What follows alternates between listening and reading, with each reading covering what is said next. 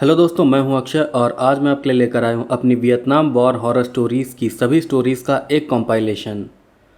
दोस्तों, मैं आपको बता दूं कि वियतनाम वॉर लगभग 20 साल तक चला था और इस वॉर के दौरान बहुत सी पैरानॉर्मल और सुपरनैचुरल घटनाएं भी हुई थीं।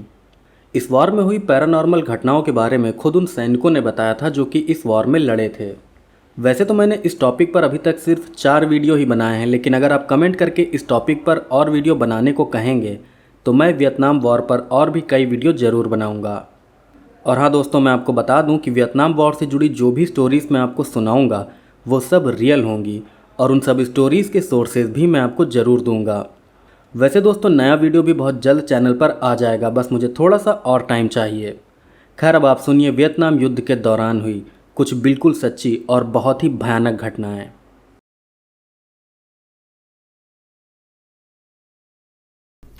तो अब आते हैं आज के वीडियो पर। दोस्तों, आज मैं आप लोगों को कुछ बहुत ही रहस्यमयी घटनाओं के बारे में बताने जा रहा हूं जो कि वियतनाम वॉर के दौरान हुई थी। वियतनाम वॉर या वियतनाम युद्ध में वैसे तो कई देशों ने हिस्सा लिया था, लेकिन सीधी लड़ाई अमेरिका और वियतनाम के बीच हुई थी। ये युद्ध 1 नवंबर 1955 को शुरू हुआ था और 30 अप्रैल 1975 को खत्म हुआ था। इस युद्ध में अमेरिका की हार हुई थी और वियतनाम जीत गया था।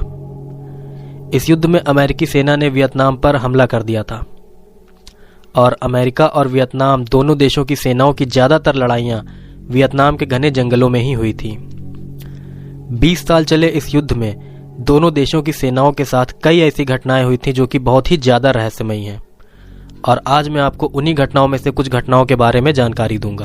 वियतनाम वॉर की जो पहली रहस्यमयी घटना मैं आज आप लोगों को बताने जा रहा हूं वो एक पूर्व अमेरिकी सैनिक ने बिना अपना नाम पता बताए लोगों के साथ शेयर की है। तो आगे की घटना मैं आपको उसी पूर्व अमेरिकी सैनिक के पॉइंट ऑफ व्यू से बताऊंगा। मैं आपको अपना नाम नहीं बता सकता, चाहे आप मेरी बात का विश्वास करें या ना करें। ऐसा इसलिए क्योंकि जिस घटना के बारे में मैं आप लोगों को बताने जा रहा हूं उस तरह की घटनाओं को हमारी सरकार हर किसी से छुपा कर रखती है। मैं एक पूर्व अमेरिकी सैनिक हूं। मैं वियतनाम वॉर में भी अपने देश अमेरिका की तरफ से लड़ चुका हूं, और जो बहुत ही रहस्यमयी घटना मैं आज आप लोगों को बताने जा रहा हूं वो वियतनाम वॉर के दौरान मेरे और मेरे कई सैनिक साथियों के साथ घटी थी। ये घटना सन 1970 में दक्षिणी वियतनाम के घने जंगलों के लगभग 40 किलोमीटर अंदर हमारे साथ घटी थी। वो इलाका DMZ यानी कि डीमिलिटराइज्ड जोन था। डीमिलिटराइज्ड जोन वो इलाका कहलाता था जहां पर अमेरिकी सैनिक वियतनामी सैनिकों को खदेड़कर कब्जा कर लेते थे। तो एक बार दक्षिणी वियतनाम के घने जंगलों में रात के समय मैं और मेरे कई साथी सैनिक पेट्रोलिंग कर रहे थे। मेरे साथ उस समय लगभग 20 सैनिक थे और मैं उस सैनिक टुकड़ी का कमांडर था। हमारे बाकी साथी कैंप में एज अ बैकअप रुके हुए थे और हम 20 लोग दुश्मनों के कैंपों को ढूंढकर तबाह करने के लिए जंगल में आगे बढ़ रहे थे। आसमान में पूरा चांद चमक रहा था, जिस वजह से हमें थोड़ा बहुत दिखाई भी दे रहा था। फिर जब हम लोग आगे बढ़ रहे थे तभी हमें अपने से कुछ दूर आगे घने अंधेरे में थोड़ी हलचल दिखाई दी। हमें लगा कि शायद ये वियतनामी सैनिक हैं, इसलिए हम सभी सैनिक तुरंत छुप गए और हमने अपनी अपनी पोजीशन भी ले ली। काफी देर तक छुपे रहकर हमने देखा कि जंगल के उस अंधेरे हिस्से में कुछ हलचल हो रही है। घुप अंधेरा होने की वजह से हमें कुछ भी साफ साफ दिखाई नहीं दे रहा था, और उस सिचुएशन में हम लोग उस हलचल वाली जगह पर लाइट भी नहीं मार सकते थे, क्योंकि अगर वो वियतनामी सैनिक होते तो वो हमारी तरफ से आ रही रोशनी को देखकर सीधा हमारे ऊपर गोलियां चलाने लगते। इसीलिए हम सभी लोग अपनी अपनी पोजीशन पर रहकर दुश्मन के सामने आने का इंतजार करते रहे। लेकिन कुछ देर बाद ही उस जगह पर हो रही हलचल भी बंद हो गई। फिर हम लोग दोबारा धीरे धीरे बिना कोई आवाज किए जंगल में आगे की तरफ बढ़ने लगे। उस जगह से लगभग 1 किलोमीटर आगे बढ़ने के बाद हमें उस घने जंगल के बीचों बीच एक गुफा दिखाई दी। उस गुफा को देखकर हम लोग बहुत चौकन्ने हो गए, क्योंकि हम लोग जानते थे कि इस युद्ध में वियतनामी सैनिक जंगलों में गुफाएं बनाकर उनका इस्तेमाल अपने बेस कैंप की तरह से कर रहे हैं। फिर हम लोग बड़ी ही सावधानी से उस गुफा के पास जाने लगे। गुफा के पास जाकर हमने देखा कि उस गुफा का मुहाना 5 फीट लंबा और 3 फीट चौड़ा है। गुफा के मुहाने को देखकर लग रहा था कि जैसे किसी इंसान ने अपने हाथ से या किसी मशीन से गुफा के मुहाने को सपाट किया हो। लेकिन ये गुफा वियतनामी सैनिकों द्वारा बनाई जाने वाली गुफाओं जैसी बिल्कुल भी नहीं थी। फिर जब हम लोग उस गुफा के और नज़दीक गए तो हमें उस गुफा के अंदर से बहुत ही गंदी बदबू आने लगी। हमें लगा कि शायद कोई जंगली जानवर उस गुफा के अंदर छिपकर बैठा है, इसलिए हमने उस गुफा के मुहाने पर एक लाइट लगा दी और उस जगह से लगभग 150 फीट दूर अंधेरे में छुपकर बैठ गए। हम सभी सैनिक बड़ी ही बारीकी से उस गुफा के मुहाने पर नजर रखे हुए थे। जब हम लोग गुफा से दूर अंधेरे में छुपकर बैठे थे तभी हमने महसूस किया कि जंगल में होने वाली नॉर्मल आवाजें बिल्कुल बंद हो गई हैं। एक अजीब सा सन्नाटा पूरे जंगल में फैला हुआ था। उस समय किसी कीड़े की भी आवाज नहीं आ रही थी।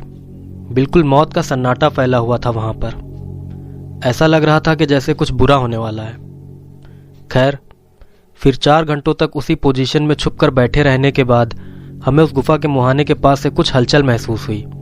अब हमें उस गुफा के अंदर से कुछ हल्की हल्की आवाजें सुनाई दे रही थीं।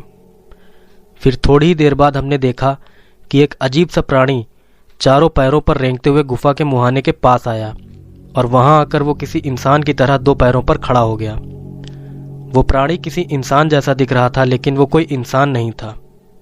उस अजीब प्राणी की लंबाई लगभग 7 फुट थी और वो बहुत ही अजीब तरीके से गुफा के आसपास चहलकदमी कर रहा था। फिर कुछ ही देर बाद उसी के जैसा एक और अजीब प्राणी गुफा के मुहाने पर आ गया। इसके बाद वो दोनों प्राणी बहुत तेज हिस्स की आवाज निकालने लगे। वो आवाज बिल्कुल वैसी थी जैसा कोई सांप निकालता है। वो दोनों अजीब प्राणी काले रंग के थे और उन्होंने अजीब से गहरे हरे रंग के कुछ कपड़े भी पहने हुए थे। उनके हाथ पैर काफी हद तक इंसानों जैसे थे, लेकिन उनके पंजे काफी बड़े और नुकीले नाखूनों वाले थे, जैसे किसी जंगली जानवर के होते हैं। उन प्राणियों की खाल पपड़ीदार शल्क वाली थी, जैसे सांपों की होती है। उनका शरीर बहुत ही मजबूत था। वो देखने में बहुत ही ताकतवर लग रहे थे और उनका सर भी काफी बड़ा था। उन जीवों की आंखें भी बिल्कुल सांपों जैसी थी, पर उनके शरीर पर कोई भी पूंछ नहीं थी। वो दोनों जीव गुफा के मुहाने के पास 2 पैरों पर चलते हुए हिस्स की आवाज निकाल रहे थे। उन दोनों अजीब जीवों को हम सभी लोग अपनी लगाई लाइट की रोशनी में बिल्कुल साफ साफ देख रहे थे। फिर एकदम से पता नहीं हम सभी लोगों के दिमाग में क्या आया कि हम लोगों ने उन अजीब प्राणियों पर अंधाधुंध फायरिंग शुरू कर दी। हमारे और उन प्राणियों के बीच में जितने भी पेड़ पौधे थे वो सभी हमारी गोलियों से बिल्कुल साफ हो गए थे। फिर थोड़ी देर बाद ही मैंने अपनी स्क्वाड को फायर रोकने का ऑर्डर दिया। गोलीबारी रुकते ही हमने देखा कि वो दोनों अजीब प्राणी वहां पर नहीं थे। शायद वो वापस गुफा के अंदर चले गए थे। फिर हम सभी लोग हमले के लिए बिल्कुल तैयार होकर गुफा के पास गए ताकि वो अजीब प्राणी हम पर हमला करें और हम उन्हें वहीं ढेर कर दें। लेकिन गुफा के पास पहुंचने के बाद भी उन प्राणियों ने हम पर हमला नहीं किया। फिर थोड़ी देर उन जीवों के बाहर आने का इंतजार करने के बाद हमने उस गुफा के मुहाने को डेटोनेटर से उड़ाकर उस गुफा को हमेशा के लिए बंद कर दिया। इसके बाद हम लोग वापस अपने कैंप लौट गए।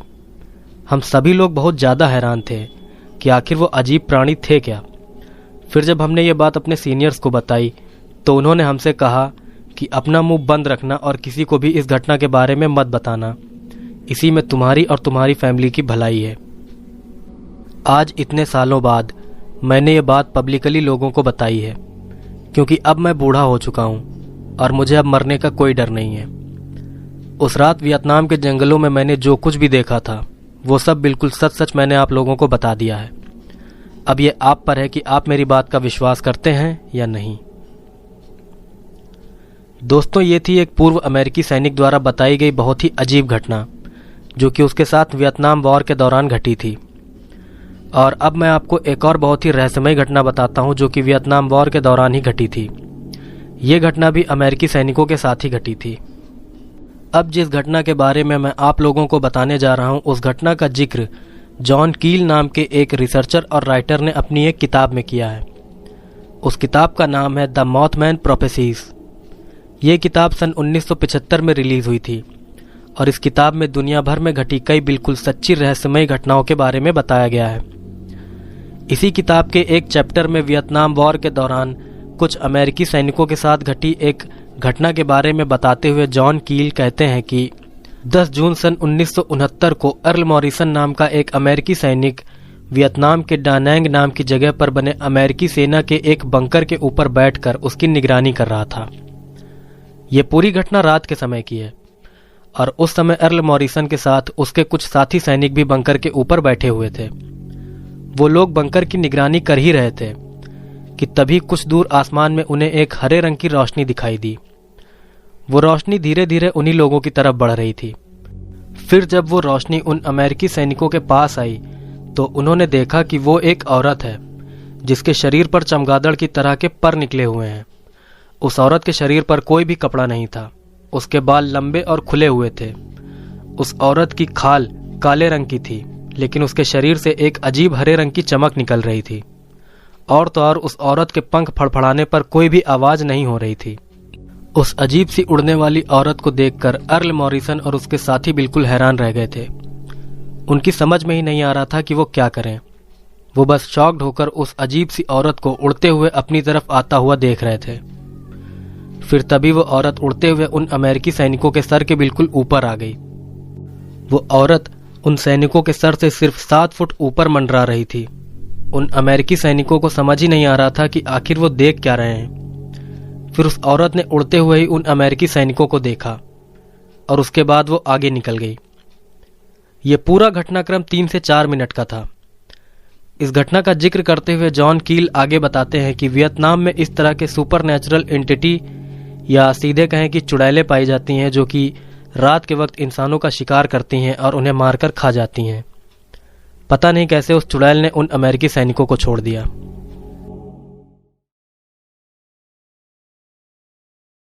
खैर दोस्तों, आज एक बार फिर से मैं आप सबके लिए लेकर आया हूं वियतनाम वॉर के दौरान घटी एक बहुत ही अजीब और बहुत ही रहस्यमयी घटना। दोस्तों, वियतनाम वॉर 1 नवंबर 1955 को शुरू हुआ था और 30 अप्रैल 1975 को खत्म हुआ था। इस युद्ध में अमेरिका हार गया था और वियतनाम जीत गया था। ये युद्ध वियतनाम के घने जंगलों में अमेरिका और वियतनाम की सेनाओं के बीच लड़ा गया था। इस युद्ध में खुफिया सुरंगों का बहुत बड़ा रोल रहा था, क्योंकि अमेरिका जैसे ताकतवर देश से आमने सामने की लड़ाई लड़ना वियतनाम जैसे देश के लिए लगभग नामुमकिन था। इसलिए वियतनामी सैनिकों ने अमेरिकी सैनिकों पर अपनी बढ़त बनाने के लिए घने जंगलों में कई खुफिया सुरंगें बनाई हुई थीं। इन सुरंगों का इस्तेमाल वियतनामी सैनिक अपने बेस कैंप की तरह करते थे। वियतनामी सैनिक इन सुरंगों से निकलकर अमेरिकी सैनिकों पर हमला करते और हमला करने के तुरंत बाद वो फिर से इन सुरंगों में छुप जाते थे। अमेरिकी सैनिकों को जब इन सुरंगों के बारे में जानकारी हुई तो उन्होंने इन खुफिया सुरंगों को नष्ट करने के लिए एक बड़ा अभियान चलाया। अमेरिकी सेना ने अपने सैनिकों में से सबसे कम कदकाठी वाले सैनिकों को, यानी सबसे छोटे या सबसे कम हाइट वाले सैनिकों को टनल कमांडो या टनल रैड बनाकर उनके जरिए वियतनामी सैनिकों द्वारा बनाई गई खुफिया सुरंगों को नष्ट करना शुरू कर दिया। ये अमेरिकी टनल कमांडो दुश्मन की खुफिया सुरंगों का पता लगाकर उनके अंदर जाकर दुश्मन से लड़ते थे। फिर दुश्मनों को मारकर उस सुरंग के अंदर टाइम बॉम्ब लगाकर ये उस सुरंग को हमेशा के लिए नष्ट कर देते थे। इन टनल कमांडो को टनल रैड भी कहा जाता था। और आज मैं आपके लिए लाया हूं वियतनाम युद्ध में टनल कमांडो की तरह लड़ चुके एक पूर्व अमेरिकी सैनिक की एक सच्ची आप बीती। अब आगे की घटना मैं आपको उसी पूर्व अमेरिकी सैनिक के पॉइंट ऑफ व्यू से बताऊंगा। मेरा नाम पीटर है। मैं एक पूर्व अमेरिकी सैनिक हूं और मैंने वियतनाम युद्ध में एज अ टनल कमांडो कई मिशन भी पूरे किए हैं। आज मैं आपको मेरे साथ घटी एक बहुत ही रहस्यमयी घटना बताने जा रहा हूं, जो कि काफी डरावनी भी है। यह घटना मेरे साथ वियतनाम में बनी एक खुफिया सुरंग के अंदर घटी थी और आज तक मुझे यह समझ नहीं आया है कि आखिर वो सब था क्या। दोस्तों, वियतनाम वॉर के दौरान अगर किसी अमेरिकी सैनिक की कदकाठी कम होती थी तो उसे टनल कमांडो बना दिया जाता था। टनल कमांडो का काम होता था वियतनामी सैनिकों द्वारा बनाई गई सुरंगों के अंदर जाना, अंदर छुपे दुश्मनों को मारना और उस सुरंग को टाइम बॉम्ब से उड़ा देना। ज्यादातर सुरंगों के मुहाने बहुत छोटे होते थे, इसलिए छोटी कदकाठी वाले सैनिक को ही टनल कमांडो बनाकर सुरंग के अंदर भेजा जाता था।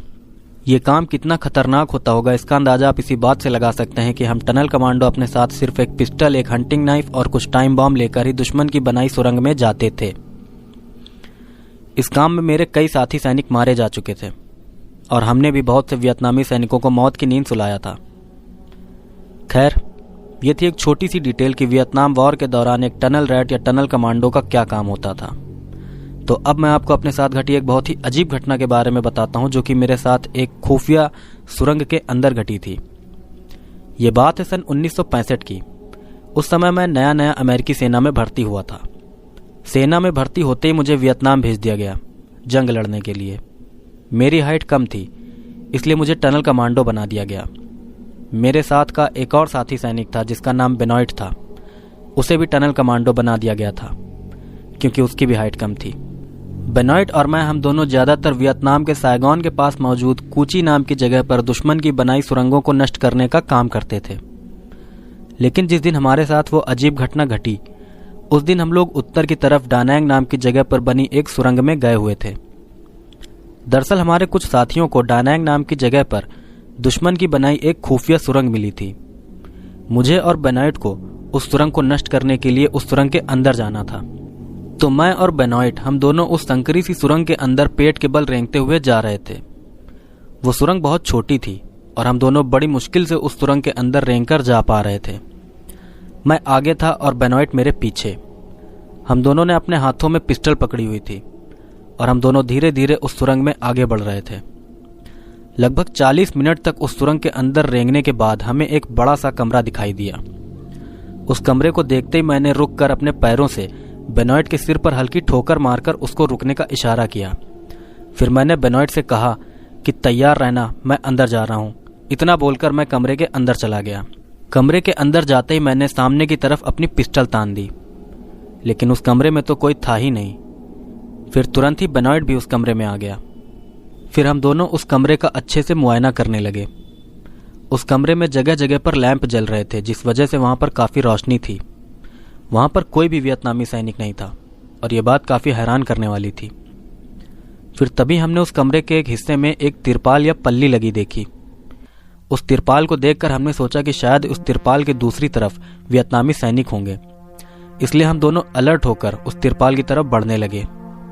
फिर जब हमने वो तिरपाल हटाई तो हमने देखा कि तिरपाल की दूसरी तरफ पत्थर की सीढ़ियां बनी हुई हैं, जो कि सीधा जमीन में नीचे की तरफ जा रही हैं। वो सीढ़ियां देखने में ही काफी पुरानी लग रही थी। उन सीढ़ियों को देखकर मैंने बेनॉइट से कहा कि यार, ये सीढ़ियां तो वियतनामी सैनिकों द्वारा बनाई बिल्कुल भी नहीं लग रही। मेरी बात पर बेनॉइट ने कहा कि हाँ, तुम सही कह रहे हो, ये सीढ़ियां वियतनामी सैनिकों द्वारा बनाई नहीं लग रही हैं, बल्कि ये तो कई 100 साल पुरानी लग रही हैं। फिर मैंने बेनॉइट से कहा कि अब हमें क्या करना चाहिए, क्या हम इन सीढ़ियों से नीचे जाएं? बेनॉइट ने कहा कि हाँ, चलो चलकर देखते हैं कि आखिर पूरा मामला क्या है। इसके बाद हम दोनों उन सीढ़ियों से नीचे की तरफ जाने लगे।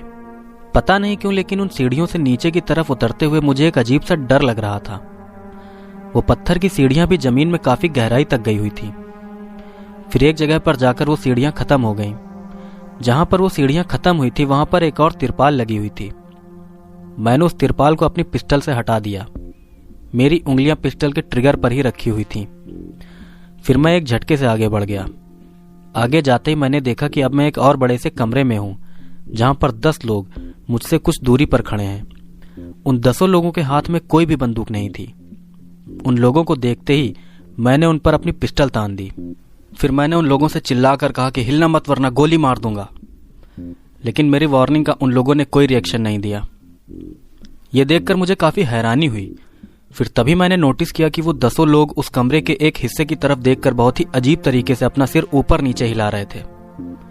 फिर बेनॉइट भी वहां आ गया। वो उन लोगों पर गोली चलाने ही वाला था कि तभी मैंने उससे कहा कि रुको, गोली मत चलाना, इन लोगों के साथ कुछ गड़बड़ है। मेरी बात सुनकर बेनॉइट रुक गया। फिर मैं और बेनॉइट उन 10 लोगों को पास जाकर देखने लगे। पास जाकर हमने देखा कि वो वियतनामी सैनिक ही थे, जिनके हथियार उनसे कुछ दूर जमीन पर पड़े थे। उनके हथियारों पर बहुत धूल जमी हुई थी और उन लोगों के कपड़ों पर भी काफी धूल जमी हुई थी। उन 10 लोगों की आंखें बिल्कुल वैसी थी जैसी किसी लाश की होती हैं। उन लोगों का शरीर भी एकदम सूखा हुआ था। ऐसा लग रहा था कि जैसे कई महीनों से उन्होंने कुछ भी ना खाया हो। वो 10 लोग बिल्कुल किसी जिंदा लाश की तरह वहां खड़े होकर अपना सर ऊपर नीचे हिला रहे थे। उन लोगों को बाहरी दुनिया से कोई मतलब नहीं था। ये सब देखकर बेनॉइट बोला, हे भगवान, ये क्या है? फिर तभी मेरी नजर उस तरफ पड़ी जिस तरफ वो 10 लोग अपना सिर हिलाते हुए देख रहे थे। मैंने देखा कि वहां पर एक बहुत ही सुंदर औरत की मूर्ति रखी हुई है, जो कि कमर तक तो एक औरत जैसी है, लेकिन उसके कमर के नीचे का हिस्सा इंसान जैसा नहीं है, क्योंकि उसके कमर के नीचे इंसानी पैरों की जगह किसी ऑक्टोपस की तरह टेंटिकल्स निकले हुए थे। वो मूर्ति 1 फीट जितनी बड़ी थी और वो मूर्ति पूरी तरह से सोने से बनी हुई थी। उस मूर्ति में नीचे की तरफ किसी अजीब भाषा में कुछ लिखा हुआ था और उस मूर्ति के दोनों तरफ लैंप जल रहे थे। एक बात मेरी समझ में नहीं आ रही थी कि आखिर उस जगह पर सारे लैंप जलाए किसने थे, क्योंकि वहां मौजूद वो 10 लोग तो बिल्कुल जिंदा लाश जैसे थे।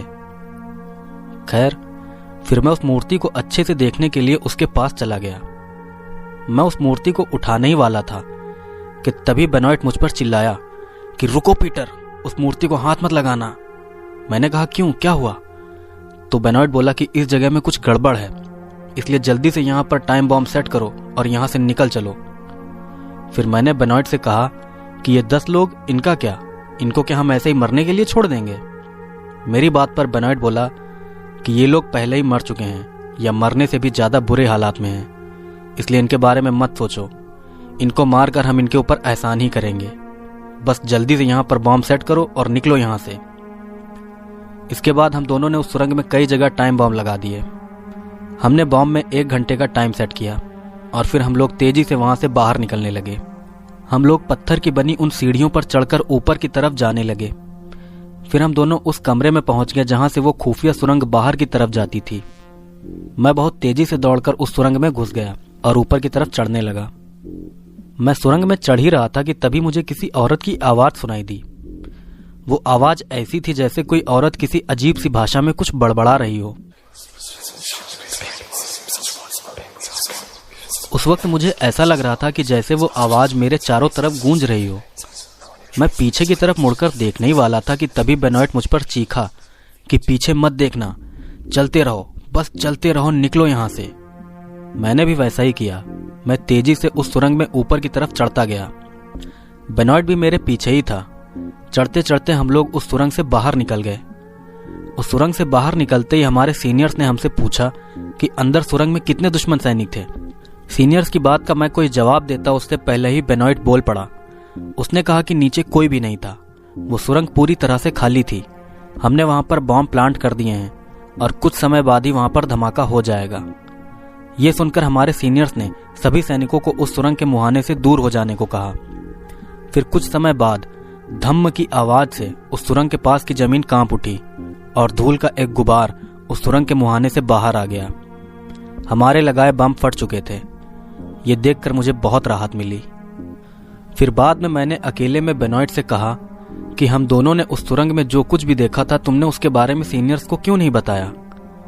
तो बेनॉइट बोला कि मैं उन्हें क्या बताता, कि हमने उस सुरंग में 10 जिंदा लाशें देखी थीं, या ये बताता कि वहां पर एक अजीब सी मूर्ति रखी हुई थी जिस पर कुछ अजीब सा लिखा हुआ था, या ये बताता कि वहां पर एक औरत की आवाज हमारे चारों तरफ गूंज रही थी जबकि वहां पर कोई औरत थी ही नहीं। अगर मैं ये सब सीनियर्स को बताता तो वो हमें पागल समझकर मेंटल असाइलम भेज देते। इसलिए इन बातों को भूल जाओ, इसी में तुम्हारी और मेरी, हम दोनों की भलाई है। फिर उस दिन के बाद से मैंने इस घटना के बारे में किसी से भी कोई जिक्र नहीं किया। आज इतने सालों बाद मैंने इस घटना के बारे में आप लोगों को बताया है। आप चाहें तो मुझे पागल समझ सकते हैं, लेकिन मैं जानता हूं कि उस दिन उस सुरंग में मैंने और बेनॉइट ने क्या देखा था। तो दोस्तों, ये थी एक अमेरिकी सैनिक की आप बीती, जिसमें उसने बताया है कि वियतनाम वॉर के दौरान वियतनाम की ही एक सुरंग में उसने और उसके साथी ने क्या क्या देखा था। हो सकता है कि आपको ये पूरी घटना बकवास लग रही हो, और मैं भी नहीं कहता हूं कि आप इस घटना पर आंखें मूंद कर विश्वास कर लें, लेकिन यहां पर मैं आप लोगों को एक रेफरेंस देना चाहूंगा। वो रेफरेंस ये है कि इस वक्त आप अपनी स्क्रीन पर देखिए। आपकी स्क्रीन पर जो फोटो है वो एक किताब की है। इस किताब का टाइटल है the tunnels of Cu Chi, a harrowing account of America's tunnel rats in the underground battlefields of Vietnam. इस किताब में वियतनाम वॉर के दौरान वियतनाम में बनी खुफिया सुरंगों में घटी बहुत ही अजीब घटनाओं के बारे में डिटेल में बताया गया है। आप चाहें तो खुद इस किताब को पढ़ सकते हैं।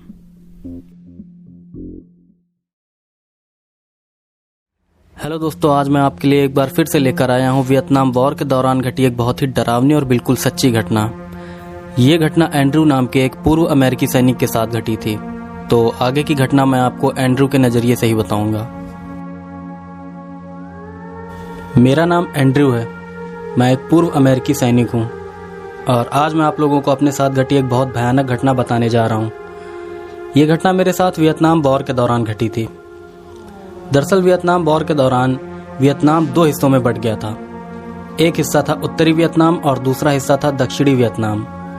उत्तरी वियतनाम को रशिया और चाइना जैसे बड़े देश सपोर्ट कर रहे थे और वहीं दक्षिणी वियतनाम को अमेरिका सपोर्ट कर रहा था।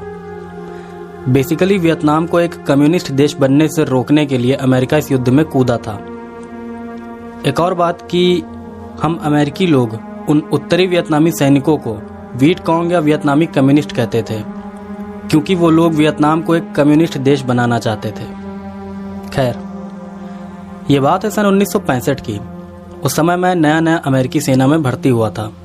सेना में भर्ती होते ही मेरी पोस्टिंग वियतनाम में कर दी गई। वियतनाम में उस समय अमेरिकी सेना और वियतनामी सैनिकों के बीच बड़ी भयंकर जंग छिड़ी हुई थी। तो उसी दौरान एक बार वियतनामी सैनिकों ने हमारे कैंप पर बहुत भयानक हमला बोल दिया। उन्होंने हमारे कई साथी सैनिकों को मार दिया और हमारे बाकी साथियों को वो बंदी बनाकर अपने साथ लेकर चले गए। उन बंदी बनाए गए सैनिकों में से एक सैनिक मैं भी था। वियतनामी सैनिकों ने हमें जंगल के बीचों बीच बनी एक बहुत बड़ी जेल में बंद कर दिया। उस जेल में बहुत सारी छोटी छोटी कोठरियां थीं और हर कोठरी में 2 अमेरिकी सैनिकों को बंद किया गया था। जिन कोठरियों में हम लोगों को बंद किया गया था वो कोठरियां इतनी गंदी थीं कि अगर किसी कमजोर दिल के इंसान को उस कोठरी में बंद कर दिया जाए तो कुछ ही दिनों में वो इंसान बीमार होकर मर जाएगा। खैर, मेरे साथ जिस अमेरिकी सैनिक को बंद किया गया था उसका नाम जॉर्डन था। वो काफ़ी अच्छा इंसान था और कुछ ही दिनों में मेरी उससे बहुत अच्छी दोस्ती भी हो गई थी। हम दोनों को उस जेल में कैद हुए लगभग 1 महीना होने वाला था। उस सड़ी जेल में पड़े पड़े हम दोनों की हालत बहुत ज़्यादा ख़राब होने लगी थी। फिर तभी एक दिन अचानक जॉर्डन की तबीयत बहुत ख़राब हो गई। उसे बहुत तेज़ बुखार चढ़ गया था और उसको खांसी भी आने लगी थी। जॉर्डन की हालत बिगड़ते देख मैंने वियतनामी पहरेदारों से कहा कि हे देखो, इस कैदी की तबीयत बहुत ख़राब है, प्लीज़ इसकी कुछ हेल्प कर दो। मुझे पता था कि उन्हें मेरी भाषा समझ नहीं आ रही है, लेकिन फिर भी वो पहरेदार अपनी आंखों से जॉर्डन की हालत को बहुत अच्छे से देख सकते थे। पर सब कुछ देखने के बावजूद वो हमारी कोई मदद नहीं कर रहे थे। जाहिर था हमारे जीने मरने से उन्हें कोई मतलब नहीं था, बल्कि वो तो चाहते ही थे कि हम अमेरिकी सैनिक उन गंदी जेलों में तड़प तड़प कर मर जाएं। फिर आखिरकार 3 दिन तक खांसी और बुखार से जूझने के बाद एक रात को जॉर्डन के शरीर ने जवाब दे दिया और उसकी मौत हो गई। मेरे सामने मेरा दोस्त तड़प तड़प कर मर गया और मैं कुछ भी नहीं कर पाया। मैं आपको बता नहीं सकता उस समय मुझे कितनी तकलीफ हुई थी। फिर जॉर्डन की मौत के बाद मैंने जेल के पहरेदारों को आवाज़ लगाई ताकि वो जॉर्डन की डेड बॉडी को काल कोठरी से निकाल कर दफना दें, लेकिन उस समय मेरी काल कोठरी के पास कोई पहरेदार था ही नहीं। मैं समझ चुका था कि अब ये पूरी रात मुझे जॉर्डन की डेड बॉडी के साथ ही बितानी पड़ेगी और इसे दफनाने का काम भी अब अगली सुबह को ही हो पाएगा। इसके बाद मैं जॉर्डन की डेड बॉडी से थोड़ा दूर हटकर लेट गया।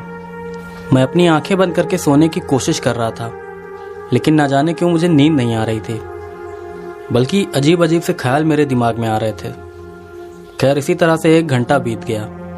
फिर 1 घंटे बाद ही अचानक मुझे किसी के खांसने की आवाज़ सुनाई दी। वो आवाज़ सुनकर मैं बिल्कुल डर गया, क्योंकि वो आवाज़ बिल्कुल जॉर्डन के खांसने जैसी आवाज़ थी। उस आवाज़ को सुनकर मैं सोच में पड़ गया कि आखिर जॉर्डन कैसे खांस सकता है, क्योंकि वो तो 1 घंटा पहले ही मर चुका है। मैंने खुद उसकी नब्ज चेक की थी, वो पक्का 1 घंटे पहले मर चुका है। ये सब सोचने के बाद मैंने फिर से जॉर्डन की नब्ज चेक की, लेकिन वो तो अब भी मरा हुआ था। अब मुझे डर लगने लगा था, लेकिन मैंने सोचा कि शायद मेरा दिमाग मेरे साथ गेम खेल रहा है। इसके बाद मैं फिर से अपनी आंखें बंद करके लेट गया। फिर मेरे लेटने के कुछ मिनट बाद ही मुझे दोबारा किसी के खांसने की आवाज़ आने लगी, लेकिन इस बार वो आवाज़ मेरे कान के बिल्कुल पास से आ रही थी। ऐसा लग रहा था जैसे कोई अपना मुंह मेरे कान के बिल्कुल पास करके खांस रहा है। मैं सच कह रहा हूँ, उस समय मुझे ऐसा लग रहा था कि जैसे डर के मारे मेरी जान निकल जाएगी। मैं चिल्लाना चाहता था, लेकिन मैं जानता था कि मेरे चिल्लाने का कोई फ़ायदा नहीं होगा, क्योंकि उस समय मेरे आसपास जॉर्डन की डेड बॉडी के अलावा और कोई नहीं था। मैं तो बस डर के मारे जोर से अपनी आंखें बंद करके लेटा हुआ था। इसके बाद मुझे रात भर अपने आसपास से कभी किसी के चलने की तो कभी किसी के खांसने की आवाज़ें आती रहीं। पूरी रात मुझे डर के मारे नींद नहीं आई। फिर अगले दिन सुबह वियतनामी सैनिकों ने जॉर्डन की बॉडी को जंगल में ले जाकर दफना दिया। लेकिन इसके बाद भी मुझे रात के समय अपने आसपास से अजीब अजीब आवाज़ें आती रहीं। इतना ही नहीं बल्कि कई बार तो मैंने जॉर्डन को भी अपनी कोठरी के बाहर खड़े देखा। ये सब मेरे साथ कुछ हफ्तों तक चला। उसके बाद एक दिन अचानक अमेरिकी सेना ने जेल पर हमला करके वियतनामी सैनिकों को वहां से भगा दिया और हम सब अमेरिकी सैनिकों को आज़ाद करवा लिया।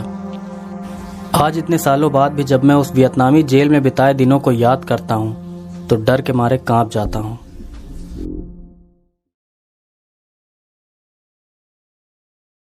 हेलो दोस्तों, मैं हूं अक्षय और आज मैं आपके लिए लेकर आया हूं वियतनाम वॉर के दौरान घटी कुछ बहुत ही रहस्यमयी घटनाएं। एक बात मैं आपको पहले ही बता देना चाहूंगा कि इस वीडियो में बताई गई बातें सच्ची घटनाओं पर आधारित है और वीडियो के लास्ट में मैं आपको इन घटनाओं के प्रूफ के तौर से एक रेफरेंस भी दूंगा, तो प्लीज वीडियो को पूरा देखना। दोस्तों, सबसे बड़े युद्ध या वॉर के नाम पे लोगों को सिर्फ वर्ल्ड वॉर या वर्ल्ड वॉर 2 ही याद आता है, जबकि वर्ल्ड वॉर 2 के कुछ सालों बाद ही एक तीसरा वॉर भी हुआ था जो कि बहुत ही बड़े स्तर पर लड़ा गया था। वो युद्ध था वियतनाम युद्ध। वियतनाम युद्ध उत्तरी वियतनाम और दक्षिणी वियतनाम के बीच लड़ा गया था। इस युद्ध में उत्तरी वियतनाम का साथ दे रहे थे चाइना और रशिया जैसे कम्युनिस्ट देश, और वहीं दूसरी तरफ दक्षिणी वियतनाम का साथ दे रहे थे America, south Korea, Australia, Philippines और थाईलैंड जैसे लोकतांत्रिक देश। यह युद्ध 1 नवंबर 1955 को शुरू हुआ था और 30 अप्रैल 1975 को खत्म हुआ था। वैसे आप चाहें तो इंटरनेट पर भी इस युद्ध के बारे में सारी जानकारी पा सकते हैं। ये थी वियतनाम युद्ध की एक छोटी सी डिटेल, और अब आते हैं मेन बात पर।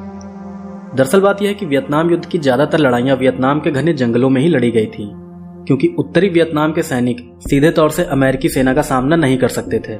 इसलिए वियतनामी सैनिक जंगलों में छुपकर और गुफाएं बनाकर अमेरिकी सैनिकों पर हमला करते थे। एक और बात कि वियतनाम के जंगल इतने बड़े और घने हैं कि आज भी पूरी तरह से उन जंगलों को एक्सप्लोर नहीं किया जा सका है। यहां तक कि साल 1990 में वियतनाम के एक शख्स ने वियतनाम के घने जंगलों में दुनिया की सबसे बड़ी गुफा की खोज की थी। खोजी गई ये गुफा 40 करोड़ साल पुरानी बताई जाती है। खैर, ये तो बात हुई वियतनाम के जंगलों की, और अब बात करते हैं वियतनाम युद्ध के दौरान घटी कई ऐसी रहस्यमयी घटनाओं के बारे में जिनके बारे में बहुत ही कम जानकारी उपलब्ध है। बात यह है कि जब वियतनाम के जंगलों में अमेरिकी और वियतनामी सैनिक आपस में भिड़ रहे थे, तभी उनके साथ कुछ बहुत ही रहस्यमयी घटनाएं भी हुई थी। मैं पहले भी वियतनाम वॉर के ऊपर 2 वीडियो बना चुका हूं जिनमें मैंने कुछ बहुत ही रहस्यमयी घटनाओं के बारे में बताया था, और आज भी मैं आपको वैसे ही कुछ और भी रहस्यमयी घटनाओं के बारे में बताने जा रहा हूं। दोस्तों, वियतनाम युद्ध के दौरान अमेरिकी और वियतनामी सैनिकों की कई बार एलियंस या परग्रही जीवों से भी मुठभेड़ हुई थी। दरअसल वियतनाम युद्ध में अमेरिकी सैनिक जब जंगलों में वियतनामी सैनिकों की तलाश में निकलते थे, तब उनको अक्सर आसमान में कुछ अजीब चमकदार लाइट्स दिखाई देती थी। ये लाइट्स अमेरिकी सैनिकों के आसपास मंडराती थी। उन लाइट्स को देखकर अमेरिकी सैनिक सोचते थे कि शायद वो लाइट्स वियतनामी सैनिकों के कोई खुफिया जहाज हैं जो कि अमेरिकी सैनिकों पर हमला करने आए हैं। यही सोचकर कई बार अमेरिकी सैनिकों ने उन लाइट्स पर भी हमला किया था, पर उन लाइट्स पर किसी भी हमले का कोई भी असर नहीं होता था। यहां तक कि अमेरिकी एयरफोर्स के फाइटर जेट्स पायलट्स को भी आसमान में वो अजीब लाइट्स दिखाई देती थी। उन लाइट्स को देखकर अमेरिकी फाइटर पायलट अपने सीनियर्स को बताते थे कि वियतनामी सैनिकों के पास बहुत तेज स्पीड से उड़ने वाले जहाज हैं जो कि किसी भी फाइटर जेट से बहुत तेज हैं। काफी समय तक अमेरिका को यही लगता रहा कि वियतनाम को इस तरह के एडवांस टेक्नोलॉजी के उड़ने वाले जहाज उसके साथी देश चाइना या रशिया दे रहे हैं। लेकिन एक बहुत ही भयानक घटना से अमेरिकी सैनिकों का यह भ्रम भी टूट गया कि वो रहस्यमयी लाइट्स वियतनाम का कोई खुफिया हथियार है। दरअसल एक बार अमेरिकी सैनिकों को वियतनाम के जंगल में वियतनामी सैनिकों के एक बेस के बारे में खुफिया जानकारी मिली थी। तब अमेरिकी सैनिकों की एक टुकड़ी रात के समय भारी हथियारों के साथ वियतनामी सैनिकों के बेस पर हमला करने के लिए गई थी। अमेरिकी सैनिकों ने वियतनामी सैनिकों पर रात के समय अचानक हमला करने का प्लान बनाया था। तो प्लान के हिसाब से चलते हुए अमेरिकी सैनिकों की टुकड़ी आधी रात के समय वियतनामी सैनिकों के बेस कैंप के बिल्कुल नजदीक पहुंच गई। फिर वियतनामी सैनिकों के बेस के पास पहुंचकर अमेरिकी सैनिकों ने अपनी अपनी पोजीशन लेनी शुरू कर दी। अमेरिकी सैनिक वियतनामी सैनिकों पर हमला करने ही वाले थे कि तभी अचानक से उनको आसमान में नीले रंग की एक बड़ी सी लाइट उड़ती हुई दिखाई दी। वो नीले रंग की लाइट उड़ते हुए जाकर सीधा वियतनामी सैनिकों के बेस के ऊपर मंडराने लगी। फिर तभी उस नीली लाइट पर वियतनामी सैनिकों ने गोलियां चलानी शुरू कर दी। वियतनामी सैनिकों की गोलियों का उस लाइट पर कोई भी असर नहीं हुआ। फिर तभी वो नीली लाइट आसमान में थोड़ा और ऊपर उठी और फिर एकदम से उस नीली लाइट से सफेद रंग की लेजर निकलने लगी। वो लेजर जहां भी पड़ रही थी वहां पर बहुत तेज धमाका हो रहा था। उस रहस्यमयी नीली लाइट ने वियतनामी सैनिकों के बेस को अपनी लेजर से पूरी तरह बर्बाद कर दिया था। रात के सन्नाटे में वियतनामी सैनिकों की चीखें पूरे जंगल में गूंज रही थी। फिर कुछ मिनट तक वियतनामी बेस पर लेजर बरसाने के बाद वो रहस्यमय नीली लाइट उड़ते हुए वहां से चली गई। इस पूरी घटना को देखकर अमेरिकी सैनिक बहुत हैरान रह गए थे। वो समझ गए थे कि ये अजीब नीली लाइट्स वियतनाम का कोई खुफिया हथियार नहीं है, बल्कि ये तो कुछ और ही है। फिर रात भर इंतजार करने के बाद अमेरिकी सैनिकों की टुकड़ी वियतनामी सैनिकों के बेस पर चली गई। वहां जाकर अमेरिकी सैनिकों ने देखा कि चारों तरफ वियतनामी सैनिकों की लाशें और हथियार बिखरे पड़े हैं। वियतनामी सैनिकों की लाशें बहुत बुरी तरह से जली हुई थी और उनके हथियार भी तेज गर्मी की वजह से पिघल गए थे। इसके बाद अमेरिकी सैनिकों ने बर्बाद वियतनामी बेस की कई फोटो खींची और फिर वो वापस वहां से अपने बेस लौट गए। इस घटना से अमेरिकी सैनिक ये बात समझ गए थे कि वो रहस्यमय नीली लाइट्स इस लड़ाई में किसी भी देश की तरफ से नहीं लड़ रही हैं, बल्कि वो नीली लाइट्स किसी और वजह से जंगल के कुछ खास हिस्सों को इंसानों की पहुंच से दूर रखना चाहती हैं। रहस्यमय नीली रोशनियों से सामना होने की ये कोई इकलौती घटना नहीं थी, बल्कि इस तरह के कई इंसिडेंट्स वियतनाम वॉर के दौरान दर्ज किए गए थे। ऐसी एक और रहस्यमय घटना मैं आपको बताना चाहूँगा। ये घटना साल 1970 में वियतनाम युद्ध के दौरान ही हुई थी। दरअसल साल 1970 में अमेरिका का एक बोइंग B-52 स्ट्रेटोफोर्ट्रेस बॉम्बर जहाज वियतनामी सैनिकों पर हमला करने के दौरान अचानक से कहीं गायब हो गया था। उस जहाज के पायलट ने हेडक्वार्टर से संपर्क टूटने से पहले 2 चमकदार नीली लाइट्स को देखे जाने की बात बताई थी। पायलट ने बताया था कि वो नीली लाइट्स बहुत तेजी से उसके जहाज के आसपास मंडरा रही हैं। फिर इतना बताने के बाद ही अचानक से एयरफोर्स हेडक्वार्टर से उस जहाज का संपर्क टूट गया। B-52 बॉम्बर जहाज अमेरिका का सबसे भरोसेमंद जहाज था। इस जहाज को मार गिराना बहुत मुश्किल होता था क्योंकि यह जहाज बहुत ज्यादा ऊंचाई से दुश्मनों पर बॉम्ब की बारिश करता था। B-52 बॉम्बर जहाज का खोना अमेरिका के लिए बहुत बड़ी बात थी। इसीलिए अमेरिकी सरकार ने इस जहाज की खोजबीन के लिए ग्रीन बैरेट्स कमांडो की एक टुकड़ी को भेजा था। ग्रीन बैरेट्स कमांडो अमेरिका के सबसे खतरनाक कमांडो में से एक माने जाते हैं। रेस्क्यू के लिए गई उस ग्रीन बैरेट्स कमांडो टुकड़ी को लीड कर रहे थे captain William English. B-52 bomber जहाज की लास्ट लोकेशन वियतनाम के साइगॉन के घने जंगलों में ट्रेस की गई थी। कैप्टन विलियम इंग्लिश ने 2 दिन के अंदर ही उस खोए हुए B-52 बॉम्बर जहाज को ढूंढ निकाला। वो जहाज साइगॉन के घने जंगलों के बीचों बीच खड़ा था। ये देखकर कैप्टन विलियम और उनके साथी कमांडो बहुत ज्यादा हैरान थे। ऐसा इसलिए क्योंकि B-52 बॉम्बर जहाज को किसी भी तरह से जंगल के बीचों बीच लैंड नहीं कराया जा सकता था। हर जहाज की तरह B-52 बॉम्बर जहाज को भी उड़ने और लैंड करने के लिए रनवे की जरूरत पड़ती है। और हैरानी की बात यह थी कि उस जहाज के आसपास लगे पेड़ भी टूटे हुए नहीं थे। कैप्टन विलियम ने बताया था कि उस जहाज को देखकर ऐसा लग रहा था जैसे किसी बहुत ही एडवांस और ताकतवर मशीनरी के जरिए उस जहाज को आसमान से सीधा ही जंगल के बीचों बीच रख दिया गया हो।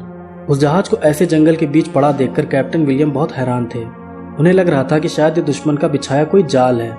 फिर जहाज के आसपास का अच्छे से जायजा लेने के बाद कैप्टन विलियम जहाज के पास जाते हैं। जहाज के पास जाकर उनको पता चलता है कि उस जहाज के सारे दरवाजे अभी भी अंदर से लॉक हैं। फिर जहाज के दरवाजों को बॉम्ब से उड़ाकर कैप्टन विलियम उस जहाज के अंदर जाते हैं। जहाज के अंदर जाकर कैप्टन विलियम और उनके साथी कमांडोज ने देखा कि जहाज के दोनों पायलट के शरीर बहुत ही बुरी तरह से कटे फटे थे, पर सबसे हैरानी की बात तो ये थी कि उनकी लाश से खून की एक बूंद भी नहीं निकली थी। यही नहीं बल्कि जहाज में मौजूद बॉम्ब्स और हथियारों के साथ भी किसी तरह की कोई छेड़छाड़ नहीं की गई थी। ये सारी बातें बहुत ही ज्यादा अजीब थी। फिर कैप्टन विलियम ने उस जहाज और उसके पायलट्स की लाशों की कई फोटो खींची और उस जहाज में मौजूद सारे जरूरी डॉक्यूमेंट्स अपने कब्जे में ले लिए। इसके बाद कैप्टन ने उस जहाज को टाइम बॉम्ब लगाकर उड़ा दिया। फिर जब कैप्टन विलियम ने अपने सीनियर्स को उस जहाज के साथ हुई अजीब घटना के बारे में बताया, तब उनके सीनियर्स को इस बात से बिल्कुल भी हैरानी नहीं हुई। कैप्टन विलियम ने इस घटना को लेकर अपने सीनियर से कई सवाल भी पूछे थे, लेकिन सीनियर्स ने उनकी किसी भी बात का कोई भी जवाब नहीं दिया। कैप्टन विलियम इंग्लिश ने बताया था कि इस घटना के बाद से उनके साथ सीनियर्स द्वारा बहुत ही बुरा बर्ताव किया जाने लगा था। यहाँ तक कि कैप्टन विलियम को ग्रीन बैरेट से भी हटा दिया गया था। अब उनको ऑफिस में ही लिखा पढ़ी का काम दे दिया गया था। फिर कुछ दिनों बाद ही कैप्टन विलियम को खबर मिली कि उनके साथ उस B-52 बॉम्बर जहाज की खोज करने गए सारे कमांडो वियतनाम के युद्ध में मार दिए गए हैं। फिर कुछ महीनों बाद ही कैप्टन विलियम को भी उनकी ड्यूटी से हटा दिया गया। अपने साथ हो रहे इस बुरे बर्ताव से कैप्टन विलियम बहुत नाराज थे। हालांकि वो ये बात समझ गए थे कि उनकी सरकार उनसे और आम जनता से कुछ छुपाना चाहती है। इसीलिए कैप्टन ने उस B-52 बॉम्बर जहाज की घटना के बारे में कई UFO रिसर्चर्स को भी बता दिया। उन UFO रिसर्चर में से एक बहुत बड़ा और जाना माना नाम थे doctor J. Allen Hynek. Captain William ने उस B-52 बॉम्बर की फोटो भी UFO रिसर्चर्स को दे दी थी, जिसे ढूंढने वो साइगॉन के जंगलों में गए थे। तब डॉक्टर J. एलन हाइनेक ने कैप्टन विलियम को बताया कि ऐसी एक घटना साल 1961 को रशिया में भी हुई थी, जब रशियन मिलिट्री का एक कार्गो जेट उड़ते हुए ही अचानक से कहीं गायब हो गया था। फिर रशियन मिलिट्री के खोजबीन करने पर उन्हें वो जहाज साइबेरिया के जंगलों के बीचों बीच मिला था। जहाज तो रशियन मिलिट्री ने खोज निकाला था, लेकिन उसके क्रू मेंबर्स के बारे में वो लोग कभी भी पता नहीं लगा पाए। दोस्तों, कैप्टन विलियम द्वारा यूएफओ रिसर्चर्स को वियतनाम में घटी उस रहस्यमय घटना के बारे में बताने के बाद से ही कैप्टन विलियम पर कई बार जानलेवा हमला भी हुआ था। अपने ऊपर हो रहे इन हमलों से बचने के लिए कैप्टन विलियम अमेरिका के वर्जीनिया स्टेट के एक दूर दराज इलाके में रहने लगे थे। अमेरिकी सरकार ने कभी भी वियतनाम युद्ध में यूएफओ या एलियंस की मौजूदगी की बात को स्वीकार नहीं किया। दोस्तों, वियतनाम युद्ध में एलियन से जुड़ी एक और घटना हुई थी, वो भी मैं आपको बताना चाहूंगा। दरअसल एक बार वियतनाम युद्ध के दौरान कुछ अमेरिकी सैनिकों को वियतनाम के जंगल में एक ग्रे एलियन दिखा था। उस एलियन को देखते ही एक अमेरिकी सैनिक ने उसके ऊपर गोली चला दी, जिससे उस एलियन की मौत हो गई। फिर उस एलियन के मरते ही वहां से थोड़ी दूरी पर से ही एक उड़न तश्तरी हवा में ऊपर उठी और फिर वो बहुत तेज रफ्तार से उड़ते हुए आसमान में गायब हो गई। दोस्तों, वियतनाम का युद्ध 20 सालों तक चला था और इन 20 सालों के दौरान इस युद्ध में बहुत सी रहस्यमय घटनाएं भी हुई थीं। मैं अभी भी इस युद्ध में हुई सारी अजीब घटनाओं के बारे में आपको नहीं बता पाया हूँ, इसीलिए हो सकता है कि मैं वियतनाम वॉर के ऊपर आने वाले समय में कुछ और भी वीडियो बनाऊं। वैसे मैं जानता हूँ कि आप में से कई लोगों को मेरी बातें झूठ लग रही होंगी, पर मैंने वीडियो की शुरुआत में ही कहा था कि मैं वीडियो के लास्ट में एक रेफरेंस दूंगा, जिससे आप खुद समझ जाएंगे कि मैं झूठ बोल रहा हूँ या सच। इस समय आप अपनी स्क्रीन पर देखिए, ये एक बुक है जिसे फ्रैंक जोसेफ नाम के एक रिसर्चर ने लिखी है। इस बुक में गल्फ वॉर से लेकर वियतनाम वॉर तक में हुई कई रहस्यमय घटनाओं के बारे में डिटेल से जानकारी दी गई है। आप चाहें तो इस बुक को खरीद कर पढ़ सकते हैं। वैसे मेरे पास भी कई बुक की पीडीएफ हैं, जो कि मैं बहुत लोगों को दे भी चुका हूं, पर अगर आपको अभी तक वो बुक्स नहीं मिली हैं तो प्लीज़ आप मेरे इंस्टाग्राम पर मुझसे कांटेक्ट करें। मैं आपको अपने इंस्टाग्राम पर अपना व्हाट्सएप नंबर दूंगा, फिर व्हाट्सएप के थ्रू मैं आपको बुक्स की पीडीएफ फाइलें सेंड कर दूंगा। तो दोस्तों, अगर आज का वीडियो आपको अच्छा लगा हो तो प्लीज़ वीडियो को लाइक करिए और कमेंट करके बताइए कि क्या वियतनाम वॉर के ऊपर मैं कुछ और वीडियो बनाऊं। और ये वीडियो कोई बहुत हॉरर वीडियो नहीं था, लेकिन ये बिल्कुल जेन्युइन और बहुत ही सही जानकारी पर बना वीडियो था, जो कि मैंने रिसर्च करके बनाया है और मैंने आपको रेफरेंस भी दिया है उस बुक का। आप खुद पढ़ के इस घटना के बारे में जानकारी पा सकते हैं। तो दोस्तों, अगर आपको वीडियो पसंद आया हो तो वीडियो को लाइक करिएगा। अगर आप चैनल पर नए हैं तो चैनल को सब्सक्राइब करिएगा और मिलते हैं आपसे अगले वीडियो में अगले संडे को। तब तक के लिए जय श्री कृष्ण।